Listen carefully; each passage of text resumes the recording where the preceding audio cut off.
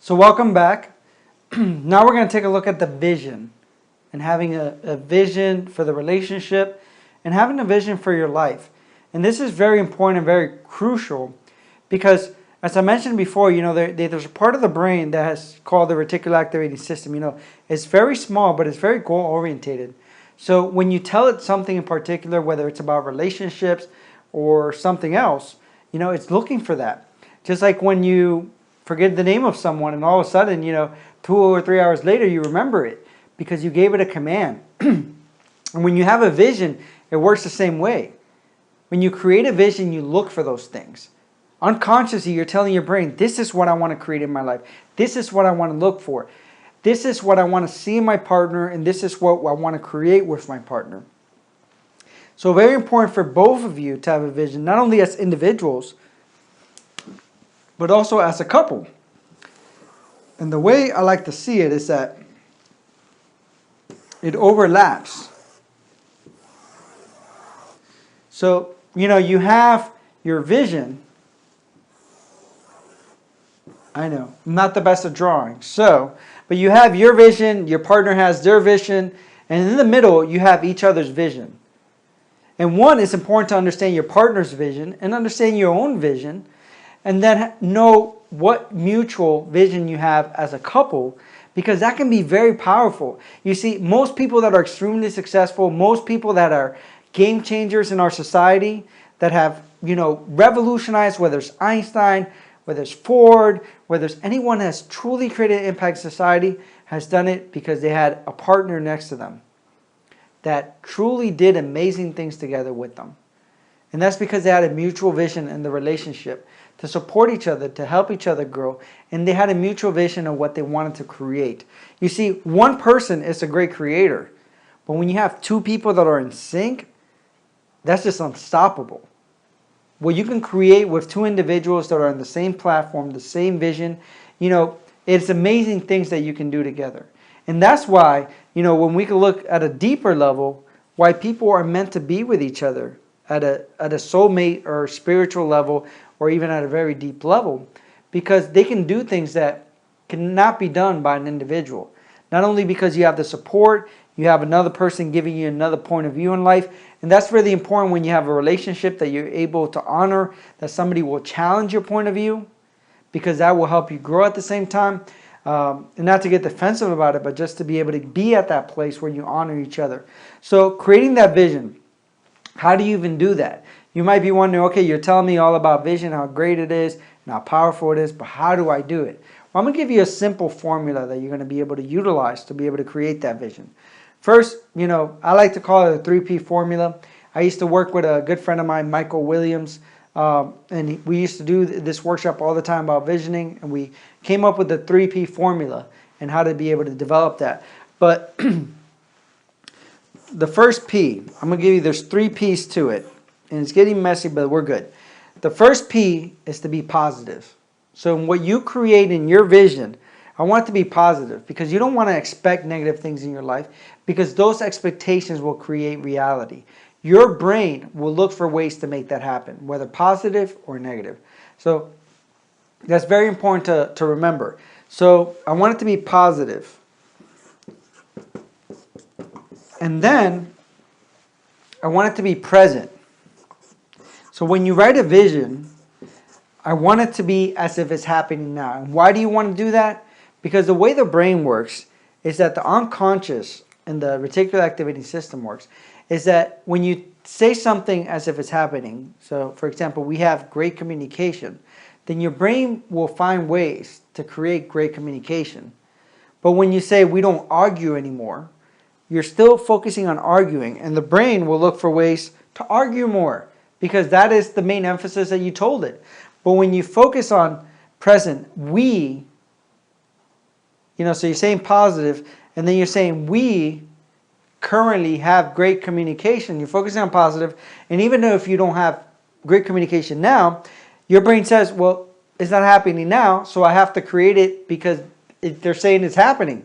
So if he's saying it's happening, then I have to find a way to make that happen. Kind of make sense? So when you say it, act like it's already happening. whether it's your vision, whether it's your partner's vision, or whether it's your vision as a whole, you should write it out like if it's already occurring. So you have positive, present, and also, I'll add this one in there, and it's personal. So what I want you to do is I always want you to have I statements. So I want you to have I statements. Well, with those I statements, what I mean is like, or we are doing this. I am doing that. Because your brain recognizes that as you're already talking about you and your unconscious of what you want. When you talk about we, it already recognizes that. So, when you write something is that we are traveling, we are doing this, we have intimacy, we have great communication. We are doing this. I, as a person, am thriving in my work, I'm thriving in my environment, I'm living a healthy lifestyle, whatever it is. But you have those I and we statements. So keep it personal. Keep it about you. Keep it about the us. Keep it about the oneness within your relationship. And the last one that I didn't put out there, because there's another P that you can add, is personal. So, not personal, passion. So passion, when you write it with passion. You might not have the things that you want now. But like Einstein said, it's not about your intellect. It's about your creativity. And most people think that creativity is something that you're just born with. No, creativity is something that you open yourself to. So when you talk about passion, think outside of your reality. You might have a job that you hate. You both might have an 8 to 5 that or more 60 hours a week that you truly hate, that creates conflict in a relationship.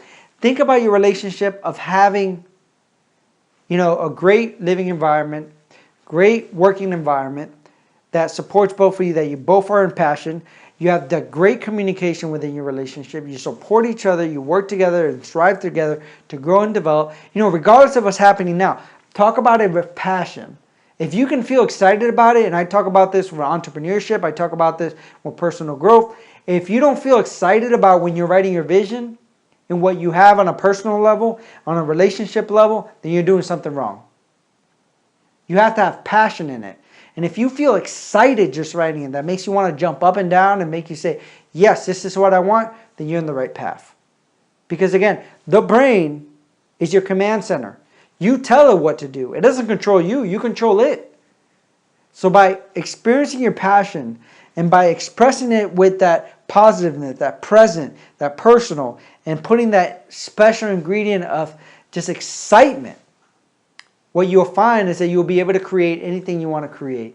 That you and your partner can create if you're both on the same page. And again, as we talked about in the beginning, you have to want it. Not only you, your partner has to want it. So if you're both on the same page that you want it, then if you create that vision, and if you two can actually sit down and see that vision together, write out that vision together. And I will tell you that me and Natalie create visions, and we create a monthly vision of what we want, and we read it and we affirm it and we create it. Because we're committed to our relationship. So if you're committed to your relationship, you do these activities, you focus on your vision, you write it down, you focus on the other activities that we have, you share it together. And if you're not in a relationship now, it's okay. But when you have one, you committed to doing it together. But right now, then you're committed to doing it by yourself so you can get clarity of what you want to create long term. Kind of make sense? Yes? All right.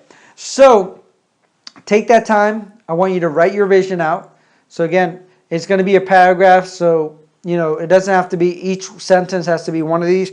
But in that paragraph, you're going to say something like, me and my partner have great communication. We live in integrity with each other. We have a deep understanding of each other. We find joy with each other. These are some of the things that we do for happiness and joy. Regardless if they're not happy now, but that's what you want to create with each other. And that's what you will create. If you can vision it, you can see it. And I will add another activity about the power of your mind.